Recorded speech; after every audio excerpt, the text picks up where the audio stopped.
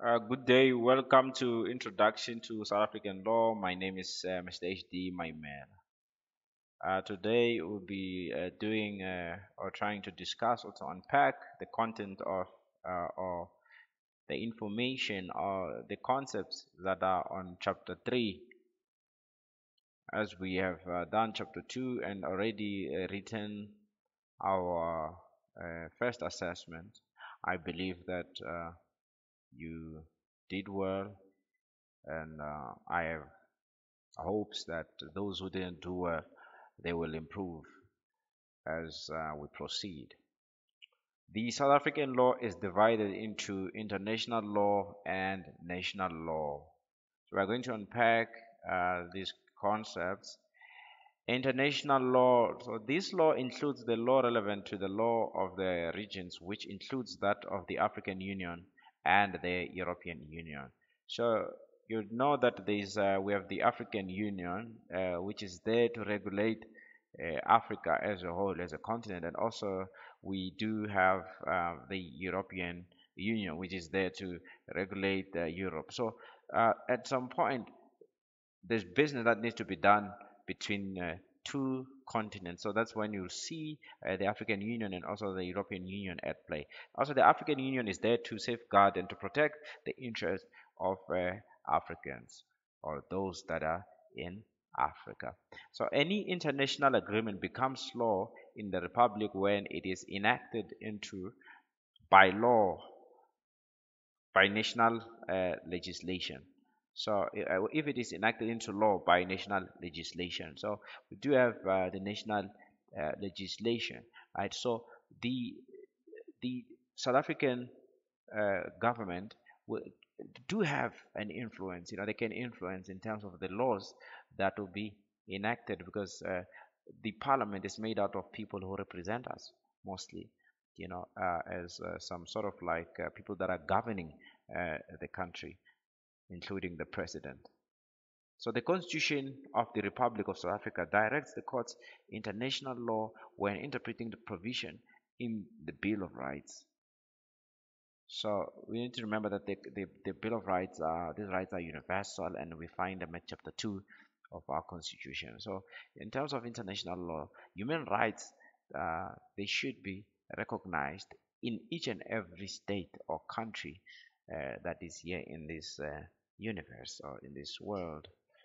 So the international law, look, there were places where it was said white area, where black people were restricted. There were beaches in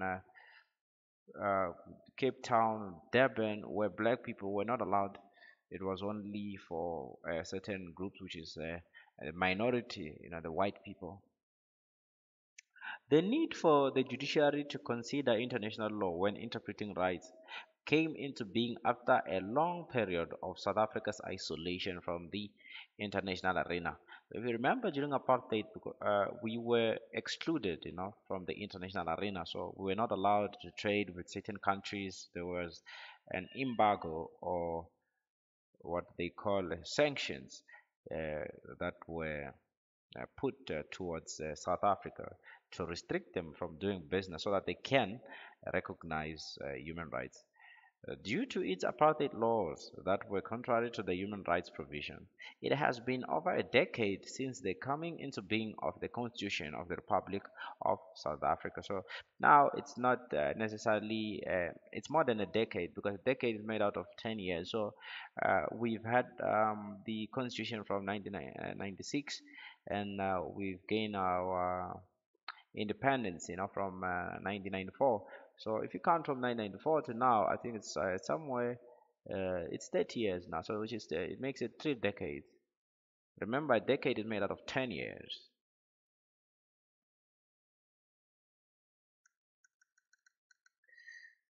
So we're still under international law. If we check there, international law is used every day in, for example, diplomatic and consular relations, international trade transactions, intercountry transportation of goods by sea and air, as well as cross-border extradition of criminals. So if there's a criminal that needs to be extradited, that's when we find international law. So if you remember the case, the famous case in South Africa of Thabo Bester and Dr. Nandipa, they were extradited from Tanzania, and now there's a famous case of uh, the rapper, aka Keenan Forbes, who was gunned down in Durban last year. He, he, the killers ran to the suspects. Let me just put it like that. The suspects were found in Swaziland, so they were extradited from that side. So that's when you find international law at play. So international law is a combination of treaties and customs that regulate the conduct of states among themselves. So when we are about to do business, we look at international law. Let's say South Africa is about to do business with Zimbabwe. We are going to check the international law.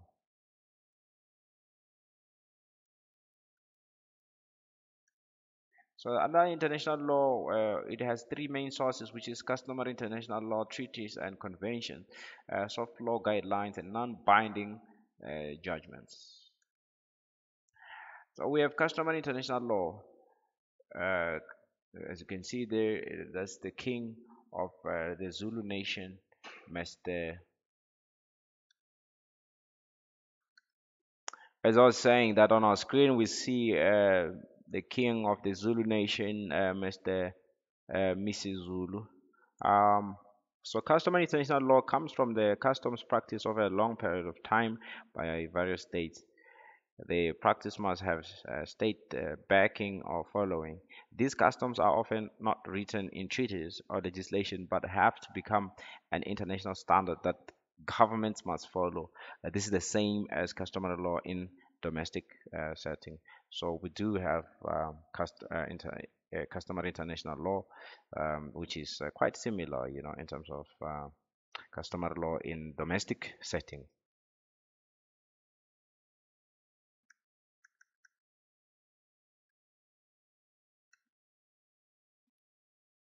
The customary law or traditional law in South Africa is the customs and usages traditionally observed among the indigenous people of South Africa and which form part of the culture of those peoples.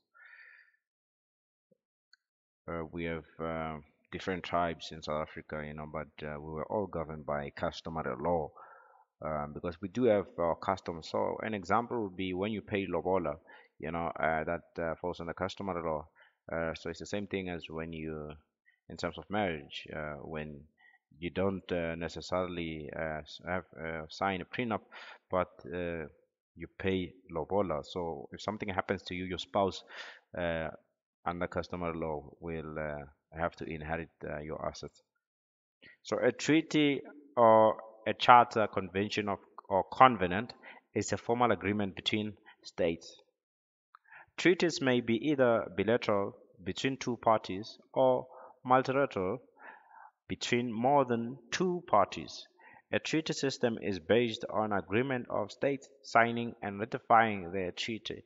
So when we talk about a treaty, we're talking of some sort of like Uh, sorry about that. I was fixing the spelling over there. So when we talk about a treaty, we are talking about the agreement between two or more parties. So here we're talking of countries. So when South Africa signed with Mozambique, then that will be a treaty, where they sign that they'll be doing business together. They will sign a treaty that safeguards the interest of both countries. If you check over there on your picture, that's the United States of America and their neighbors. They built how can I forget their neighbors?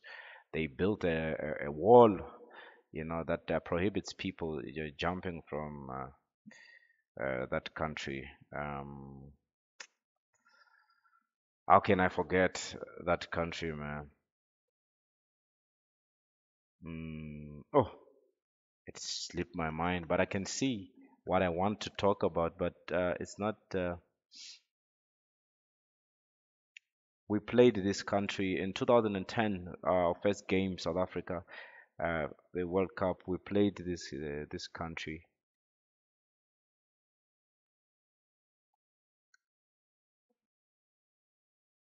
Oh, before I forget, the country is Mexico.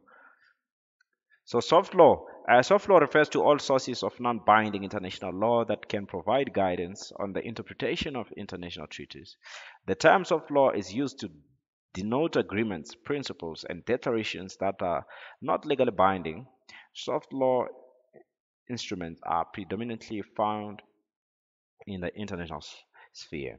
So when we talk of soft law, these are laws that are not binding, but they do have an influence. They're not binding legally, but or legally binding, but they do have an influence of some sort.